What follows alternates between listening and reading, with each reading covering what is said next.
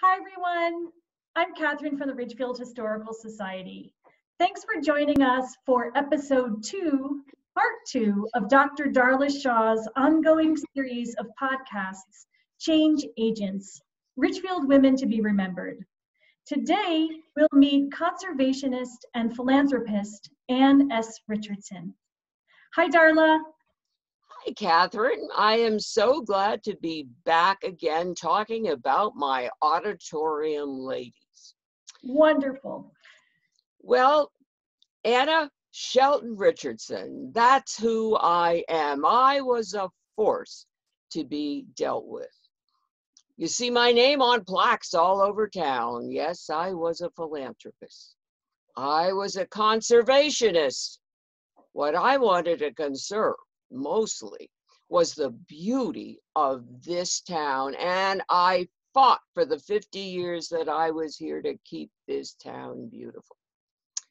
And people around town knew me, not only for my money, but I had a lot to say, and I was over 6 feet tall. Back in the early 1900s, there were not a lot of women who were over 6 feet tall. I had quite a presence.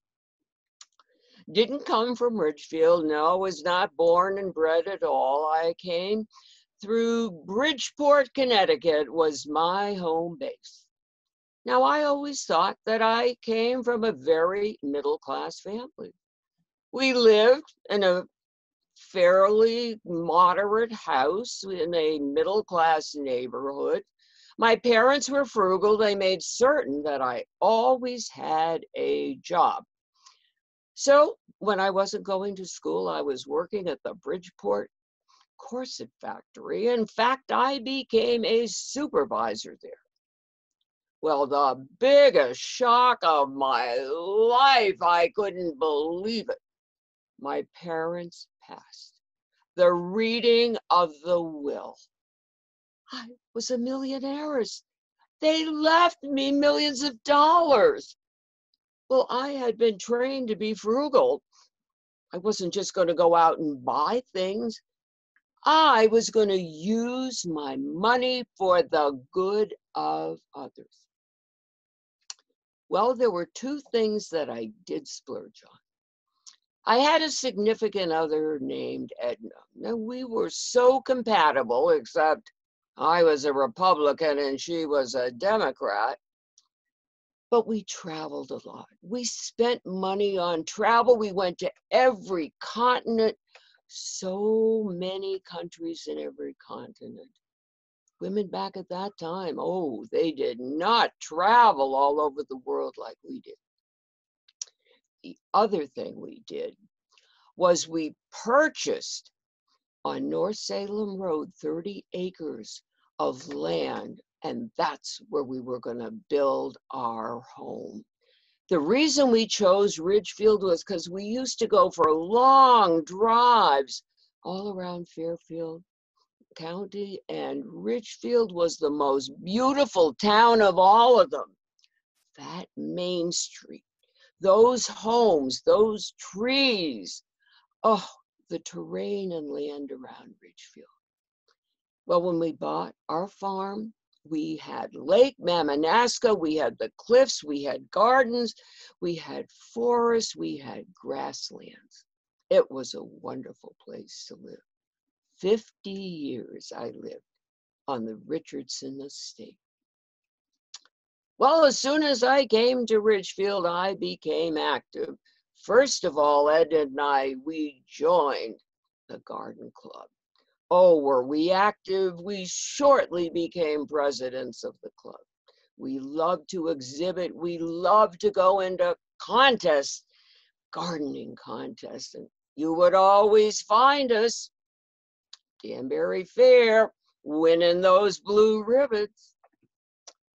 Well, I was a watchdog kind of person, and I was concerned even early on about the trees in Ridgefield. I saw many of these magnificent 100-year-old trees being cut down randomly. Well, having a voice and a presence, being 6 foot tall, I went to the town board and I began to complain about the cutting of trees. After that, I became the unofficial tree warden. People would sort of check into me to see whether or not certain trees should be cut. I was also concerned about the roads. Many of them were in bad repair, didn't look good, but it also was bad for safety. Well, I had so much to say about the town, the beauty of the town, that with a few other people, we started the park commission. And then it wasn't just my voice, I had other voices as well. 2 ordinances in town that people remember me for, sort of sometimes joke about, had to do with garbage and lights. Well, there were trucks in town, garbage trucks going down Main Street. Can you believe it? Open. The garbage was flying out all over. Oh, the stench was absolutely horrible. We had to have covered beds on the garbage trucks. I got that ordinance.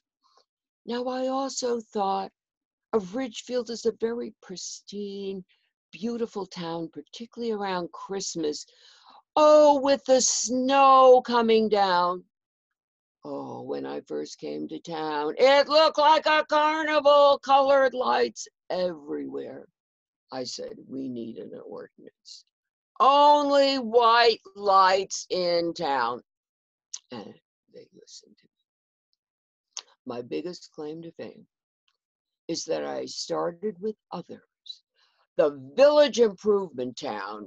Why was this so important? Oh my goodness, I looked all around what was happening to these beautiful towns. It was hodgepodge. It was a school, it was a business, it was a big house, it was a little house, it was an apartment. We needed to plan what this town would look like and not just let anything go. 32 years I fought for the Planning and Zoning Commission. Can you imagine Ridgefield without a planning and zoning, what it would have looked like? This was my biggest battle. This is what I was most proud of. Because I worked so much with the land and the beauty of the town, I became friends with the immigrant workers from Italy. They built the stone walls, they landscaped, they were in construction. They worked during good weather 10, 12 hours a day. They worked 7 days a week. Their daughters were working with their mothers. The sons were out in the street getting in trouble. There were no movies, there were no sporting clubs, there was nothing for them. I convinced the Ballards and the Lyons to work with me and to purchase this boarding house on Gilbert Street and turn it into a boys' club. Oh, we didn't have a pool, but we had a gym. We had a wood shop. We had game rooms. We had meeting rooms. People thought again, oh, this is another one of Anne's follies. No, it wasn't. 200 boys signed up the first year, and they would come regularly. So many of them said it changed their lives. They still donate today to the Boys Club. 30 years later, we had the Girls Club. We had 1,000 members. I am so glad that they finally invited girls to join. Well, in addition to that, it was time now to build a new high school. Oh, the town was growing so fast. So everyone figured on the ridge, we would expand the old high school or build a new one. But it would be on the ridge. And then I threw something into the ring. I said, I will donate my land across North Salem Road. It is vast. It can be a high school. You can also add another school. And look at the fields that you can build there. Well, most people said, That's nice. We need the high school on the ridge. It came down to a referendum. And people didn't bother vote because it was a given. It was going to be on the ridge. The students wanted to be there, the busing, their jobs were there, their friends were there. It would be a big campus school. Well, people were very surprised because after the referendum, they found out the Richardson property won by 1 or 2 votes. They said, let's have another referendum. Oh, no, there was not another referendum. They went with my property. You might still hear people say this around voting time. Make sure you vote. Remember what happened to the Richardson property. Well, when they opened the school, there was a beautiful auditorium, and it was named the Ann Richardson Auditorium. I had a very, very good financial advisor who was continually investing my money. And I decided at that point to start a fund, the Ann Richardson Fund, $500,000 a year, to these nonprofit organizations that needed help. And oh, believe me, I was going to oversee that they were using them properly. You had to set up a proposal, you had to come for an interview. It was not easy to get funded. So who did I give my money to? Oh, definitely the schools, definitely the libraries. I loved cultural organizations, so I gave to the Historical Society, to Keeler Tavern, to Aldrich Museum. Oh, Ridgefield Symphony. I love them. I love the youth orchestra. I also gave funding to low-income families, and I started the Meals and Wheels. Also gave money all over Fairfield Country to various projects. Oh, yes, I did. Yale University became one of my biggest projects. And then, of course, the Republican Club, the Women's Center in Danbury, the Women's Club here, the community centers. League of Women Voters was very worthy. Yes, there were so many organizations, even the gay and lesbian movement in the area. I donated to all of them. And today, you can still receive funds from the Ann Richardson Fund. At the end of my career, it was World War II, and I knew I had to be a dynamic force and do something for these people. Did a lot with blood drives, did a lot with war bonds, and I started the Women's Military Motor Corps. This was a group of women that in case there was a bombing, we needed ambulances, we needed transportation, would be there to help. We became EMTs. We learned how to repair the vehicles. We picked up many of the wounded veterans from the ships or the airplanes, and we took them to the hospitals. We took them to hospital visits. We took people to blood drives. This was such an important group in town. At the end of the war, we had a little bit of money left from the funding that had been given to us. And what did we do? We put up that wonderful clock in town on Main Street in the memory of our veterans in town who served in World War II, and also the women who supported that military motor corps at the time. In 1965, I was quite ill.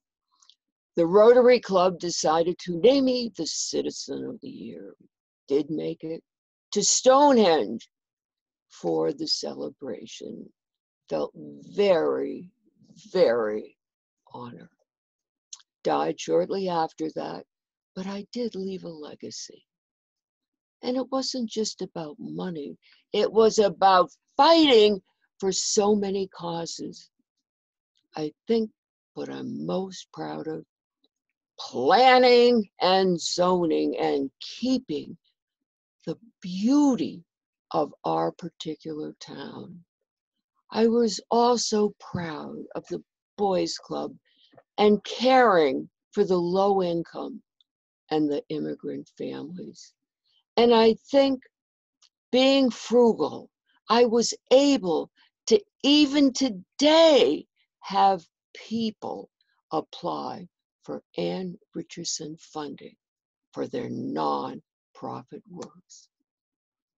Thank you so much for listening. Talk to your nonprofit agency. Go hear a symphony and orchestra play at the Anna Richardson Auditorium. Love Ridgefield. I always used to say, Ridgefield's face is my fortune. And it was. Thank you.